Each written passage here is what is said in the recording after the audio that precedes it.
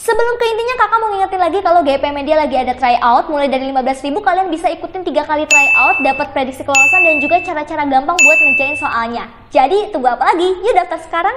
Oke, di sini diketahui suatu balok bermassa 2 kg yang berada dalam bidang datar kasar mengalami dua gaya konstan seperti gambar ya, di mana F-nya itu 10 Newton. Nah, pada saat T sama dengan 0, yaitu pada kondisi awal, katanya kecepatannya itu 2 meter per sekon ke arah kiri. Nah, jadi dia bergerak ke arah kiri ya awalnya ya, ke arah kiri. Nah, ketika dia bergerak ke arah kiri ya, berarti ada gaya yang menghambat. Yang pertama itu adalah gaya ini, dan yang kedua adalah ada gaya gesek ya, karena gaya gesek itu arahnya melawan daripada arah gerak. Nah, sekarang kita bakal cari dulu nilai daripada gaya gesek. Nah, jadi kalau kita perhatikan yang searah sumbu Y ya, sumbu Y dulu kita akan jabarkan bahwasanya kan dia nggak bergerak nih ya, ke arah atas, berarti sigma F sama dengan 0. Artinya yang ke atas itu ada gaya apa? Ada gaya normal, ditambah dengan itu ya, 4F per 5, akan sama dengan yang ke bawah, itu adalah gaya berat ya. Nah, sekarang N ditambah 4, F-nya kan 10 nih. 4 kali 10, 40 bagi 5, 8. W-nya itu gaya beratnya berapa? Massa kali gravitasi. 2 kali 10, 20. Berarti N-nya adalah 12. Nah, dari sini kita bisa mendapatkan gaya gesek kinetis. Rumusnya adalah mu K dikalikan dengan gaya normal ya. Ini rumus umum. Mu K-nya adalah 0,25 atau 1/4. N-nya itu adalah 12. Jadinya 12 dibagi 4, 3 Newton. Oh, berarti gaya geseknya adalah 3 Newton ya. Nah, sekarang ketika dia bergerak ke arah kiri, maka balok ini akan melambat. Kenapa? Karena ada dua gaya yang menghambat ke kanan. Jadi kita bakal cari perlambatannya ya. Sigma F sama dengan M dikalikan dengan A.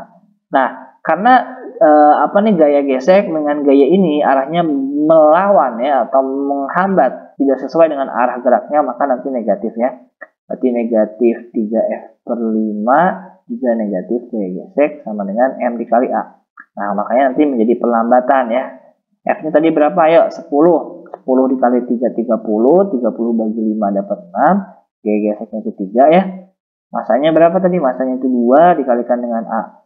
Berarti ini minus 9 sama dengan 2A. Berarti A-nya adalah minus 9 per 2. Atau berapa tuh? 4,5 ya, meter per sekon kuadrat. Berarti sampai dengan berhenti ya, si balok ini akan mengalami perlambatan sebesar 4,5 ya. Kenapa negatif? Karena perlambatan ya. Nah, sekarang setelah dia berhenti, kan logikanya ke kiri nih. Dia ditahan dengan dua gaya sampai berhenti. Nah, setelah itu dia akan bergerak ke arah kanan. Kenapa bergerak ke arah kanan? Karena kan dia ditarik ya. Karena dia ditarik ya dengan gaya yang ke kanan ini ya. Ada gaya 3F per 5. Nah, sekarang kita pengen mencari percepatannya ketika dia bergerak ke kanan. Nah, ketika dia bergerak ke kanan, yang resultannya ke kanan ya, yang arah gayanya ke kanan adalah 3F per 5. Tapi gaya gesek itu selalu menghambat atau berlawanan dengan arah gerak. Berarti ketika dia bergerak ke kanan, berarti gaya geseknya ke kiri, jadi minus gaya gesek sama dengan M dikali A. F-nya 10 ya, 3 kali 10, 30 bagi 5, 6. Gaya geseknya 3 sama dengan massanya 2 dikali A.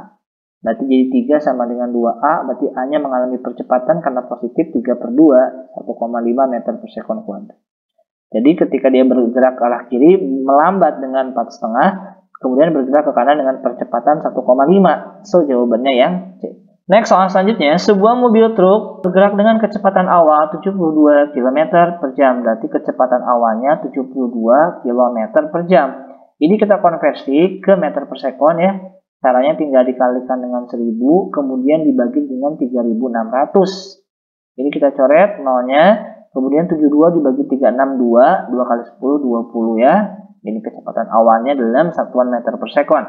Nah, kemudian pengemudi mobil tersebut mengerem hingga berhenti, berarti kecepatan awalnya 0. Pada jarak berapa? Ini 0,05 km, konversi ke meter dikali 1000, jadinya 50 meter ya. Hingga mobil menabrak sebuah pohon. Tentukan berat mobil jika gaya tumbukan yang diberikan mobil terhadap pohon sebesar 100 Newton. Nah, dari sini kita pertama cari dulu perlambatannya ya, karena ketika dia menumbuk ya kan pasti ada yang namanya perlambatan sampai dia berhenti. Nah, cara mencari A itu kita gunakan rumus daripada GLBB ya.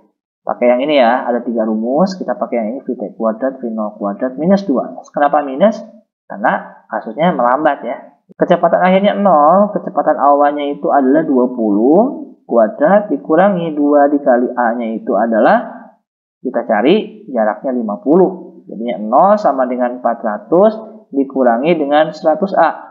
Minus 100A-nya pindah ruas, jadi 100A sama dengan 400. Simple, dapatlah A-nya 4 meter per sekon. Setelah dapat A, kita tinggal cari masanya ya. Menggunakan gaya tumbukan, itu adalah massa dikali percepatan. Katanya gaya tumbukannya udah ada ya. Di sini 100 Newton. 100 sama dengan masanya itu kita cari. A-nya itu 4, berarti masanya adalah 25 kg. Setelah dapat massa, tinggal kita cari berat ya, atau gaya beratnya. Gampang, massa kali gravitasi. Massanya 25, percepatan gravitasinya 10 ya. Kalau nggak ada di soal, berarti gaya beratnya 250 Newton. Yang E. Oke, next. Sebuah rangkaian listrik dengan sumber tegangan 4 volt. Nah, dengan kuat arusnya itu adalah R ya. Kemudian hambatannya dibuat tetap, sedangkan arusnya menjadi 2R. Maka tegangannya menjadi berapa?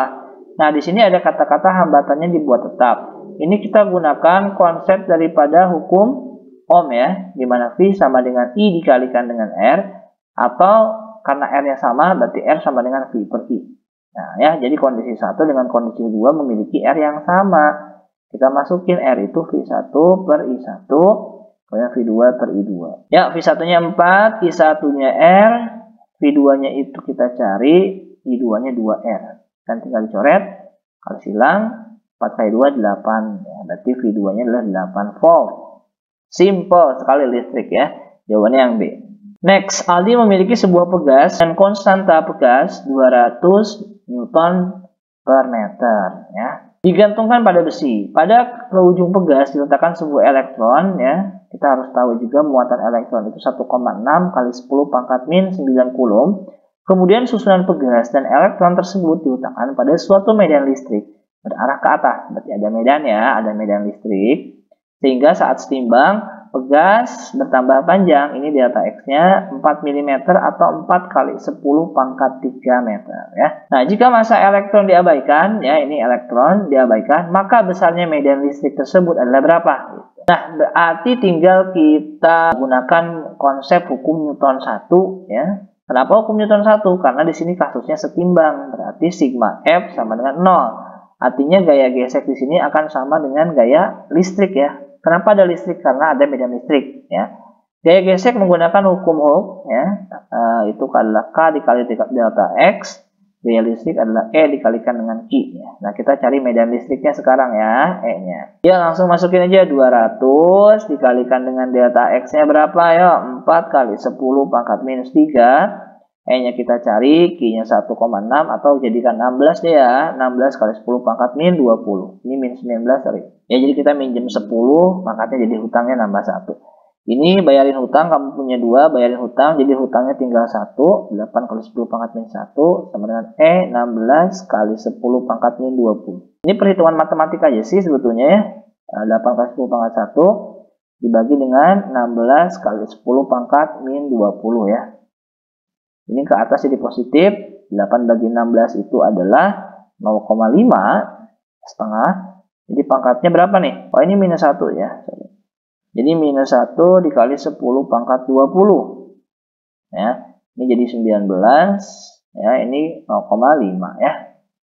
Kita jadikan di sini nggak ada 0,5 ya. Jadinya 5 kali 10 pangkat 18 Newton per coulomb. Jadi kita ambil 10-nya 1. Jadi tinggal 18 ya. Ada nggak? Ada yang C ya. Oke. Nah, ini soal listrik juga, listrik statis ya, tapi ini dua muatan terpisah pada jarak X ya dalam meter. Masing-masing muatan adalah 4 mikrocoulomb dan minus 3 mikrocoulomb dan terjadi gaya tarik menarik sebesar 3 kali 10 pangkat 1. Jika di antara dua muatan terdapat bahan dengan permitivitas relatif 4, maka nilai X-nya berapa? Di sini diketahui 1 mikrocoulomb sama dengan 10 pangkat min 6 coulomb. Ini kita gunakan rumus gaya coulomb ya pada dua muatan, yaitu K I1 I2 dibagi dengan jarak kuadrat. Tapi jangan lupa karena ada bahan di sini kita tambahkan permitivitas relatif ya. Ya, langsung masukin gayanya sebesar 3 kali 10, kemudian K-nya 9 kali 10 pangkat 9 muatan satunya 4 mikrokolom atau 4 kali 10 pangkat min 6, muatan 2-nya 3 kali 10 pangkat min 6, ya, jangan lupa pakai 10 pangkat min 6 ya, karena masih mikro. Jaraknya itu ini dalam meter, berarti kita X kuadrat ya, dikuadratkan, permitivitas relatifnya 4. Kita coret, ini kita coret, ya, ini kita kalikan silang, jadi tukar X kuadrat, 10X kuadrat, sama dengan 9 kali 10 pangkat, ini eksekusi 9 dikurangi 6, 3, 3 kurangi 6, minus 3. Berarti X kuadrat sama dengan 9 kali 10 pangkat min 4. Berarti X-nya kita akarkan saja, jadinya 3 kali 10 pangkat min 2 meter, ya, karena dalam meter. Rubah ke senti simple, tinggal dikali 100, 3 cm. Easy jawabannya yang B.